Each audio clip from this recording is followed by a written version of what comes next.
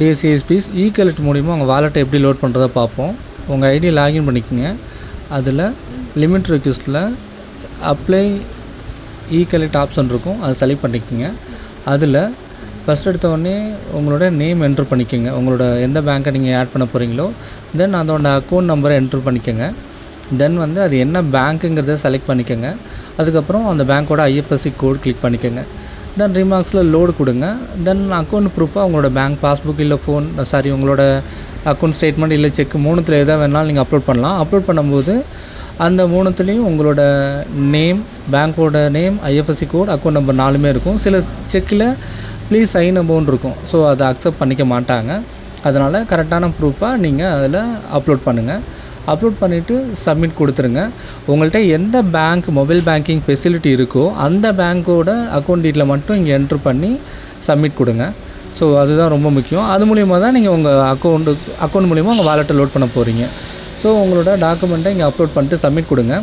Within ஒரு 1 ஹவரில் உங்களோட இ-கலெக்ட் அப்ரூவல் ஆகிடும். அப்ரூவல் பண்ண பின்னாடி நீங்கள் என்ன பண்ணலான்னா உங்களோட வாலெட்டை உங்களோட மொபைல் பேங்கிங்லேருந்து உங்கள் அக்கௌண்ட்லேருந்து நம்மளோட ராய்நெட்டுக்கு அமௌண்ட்டை ட்ரான்ஸ்ஃபர் பண்ணி வாலெட்டை ஒரு 10 நிமிஷத்தில் லோட் பண்ணிடலாம்.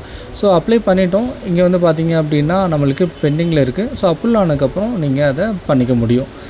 தென் அப்ரூவல் ஆன பின்னாடி சேம் இங்கே இதே பேஜில் வரணும்னு அவசியம் கிடையாது. ஸோ இது நார்மலாக நீங்கள் சிடின்னு டெபாசிட் பண்ணுறது. பட் இ-கலெக்ட்டில் நம்ம ஆல்ரெடி ஸோ இது பார்த்திங்க அப்படின்னா உங்களோட அங்கே எந்த அக்கௌண்ட்டை நீங்கள் ஆட் பண்ணிங்களோ அந்த அக்கௌண்ட்டோட மொபைல் பேங்கிங்கை ஓப்பன் பண்ணிக்கோங்க. அந்த பேங்க் அக்கௌண்ட்டில் இந்த ராய்நெட்டோட அக்கௌண்ட் அங்கே உங்களுக்கு இ-கலெக்ட் ஆப்ஷன் ஓப்பன் பண்ண உடனே உங்களுக்கு பார்த்திங்கன்னா ஹெச்டிஎஃப்சி இ-கலெக்ட் அக்கௌண்ட்டோட டீட்டெயில் காட்டும், மேலே எஸ் பேங்க் காட்டும். அதில் ஹெச்டிஎஃப்சியோட இ-கலெக்ட் ஆப்ஷனை செலக்ட் பண்ணி அதில் அக்கௌண்ட் டீட்டெயில் காட்டும். அக்கௌண்ட்டோட நேம் ராய்நெட் அக்கௌண்ட்டு. தென் பார்த்திங்கன்னா ஐஎஃப்எஸ்சி கோடு காட்டும். அக்கௌண்ட் நம்பரில் பார்த்திங்கன்னா ROIN அதுக்கப்புறம் 99 போட்டு உங்களோட சீரியல் நம்பர் வரும். இது மாதிரி உங்களோட வாலெட்டை ஓப்பன் பண்ணிங்கன்னா உங்களோட அக்கௌண்ட் நம்பர் வரும் உங்கள் சிஎஸ்பி கோடோட. அதுதான் உங்களோட account number. So account type current account, அக்கௌண்ட்டோட நேம் ராய்நெட் அக்கௌண்ட், ஐஎஃப்எஸ்சி கோடு அவங்களே கொடுத்துருப்பாங்க. அந்த ஐஎஃப்எஸ்சி கோடு என்ட்ரு பண்ணிக்கங்க. அக்கௌண்ட் நம்பர் என்ட்ரு பண்ணிவிட்டு திரும்பி கன்ஃபார்ம் அக்கௌண்ட் நம்பர் கேட்கும். இது உங்களோட மொபைல் பேங்கிங்கில் நான் உங்களுக்கு இப்போ காட்டுறேன் இல்லையா.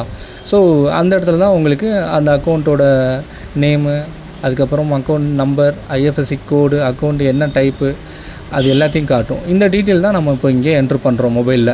ஸோ இப்போது நீங்கள் அதை என்ட்ரு பண்ணிக்கோங்க. என்ட்ரு பண்ணிட்டு பெனிஃபிஷரியாக சேவ் பண்ணி வச்சுக்கோங்க. ஸோ அப்போ தான் உங்களால் என்ன பண்ண முடியும்னா ராய்நெட் அக்கௌண்ட்டுக்கு உங்களால் அந்த அமௌண்ட்டை ட்ரான்ஸ்ஃபர் பண்ண முடியும். இந்த பர்டிகுலர் வாலெட்டோட டீட்டெயில் ஒரு சிஎஸ்பிக்கு ஒரு வாலெட் டீட்டெயில் மட்டும்தான் வரும். ஸோ அந்த சிஎஸ்பி அவங்களோட எந்த பேங்க்கோட அக்கௌண்ட்டை வேணாலும் யூஸ் பண்ணி அவங்க வாலெட்டை லோட் பண்ண முடியும். ஸோ அதுதான் இது. அக்கௌண்ட் நம்பர் பாருங்கள் டிஃப்ரெண்ட்டாக இருக்கும். நம்பர்ஸும் இங்கிலீஷ் லெட்டர்ஸும் கலந்து வரும். ஸோ அதை செலக்ட் பண்ணி தான் கொடுப்போம். ஒன்ஸ் இதில் நீங்கள் பெனிஃபிஷரி சேவ் பண்ணிக்கலாம். ஒன்ஸ் சேவ் பண்ண பின்னாடி உங்களுக்கு அங்கே இ-கலெக்ட் ஆப்ஷன் ஒரு 1 ஹவரில் உங்களுக்கு அப்ரூவல் ஆகிடும். அப்ரூவல் ஆன பின்னாடி தான் உங்களால் என்ன பண்ண முடியும் அப்படின்னா இந்த அமௌண்ட்டை அங்கே ட்ரான்ஸ்ஃபர் பண்ண முடியும். ட்ரான்ஸ்ஃபர் பண்ணிங்க அப்படின்னா உங்களுக்கு லோட் ஆகும்.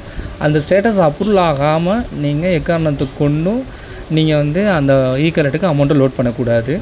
ஸோ இப்போ திரும்பி நம்ம செக் பண்ணுறோம் 1 ஹவர் கழிச்சு. இதில் போய் பார்த்துட்டு திரும்பி பார்த்தீங்க அப்படின்னா அந்த அப்ளை கிளிக் ஃபார் இ-கலெக்ட் செலக்ட் பண்ணிவிட்டு வியூ கொடுக்குறோம். அப்ளை பண்ண டேட்லேருந்து அன்றைக்கி டேட்டே ஓகே 1 ஹவரில் அப்ரூவல் ஆகிடும். ஸோ இங்கே வியூ கொடுக்குறோம். இந்த இடத்துல பாருங்கள் ஸ்டேட்டஸ் அப்ரூவ்னு வந்துருச்சு. ஒன்ஸ் இது நீங்கள் அப்ரூவ் ஆன பின்னாடி தான் உங்கள் வாலெட்டை லோட் பண்ணுறதுக்காக நீங்கள் என்ன பண்ணணுன்னா உங்கள் அக்கௌண்ட்டை மூவ் பண்ணணும். ஸோ அதுக்கு முன்னாடி அந்த அமௌண்ட்டை நீங்கள் உங்கள் வாலெட்டை லோட் பண்ணணுன்னு சொல்லிட்டு உங்களோட மொபைல் பேங்கிங்கை இந்த பெண்டிங்கில் இருக்கும்போதோ இல்லை ரிஜெக்ட்டில் இருக்கும்போதோ பண்ணிங்கன்னா லோட் ஆகாது. தேங்க்யூ.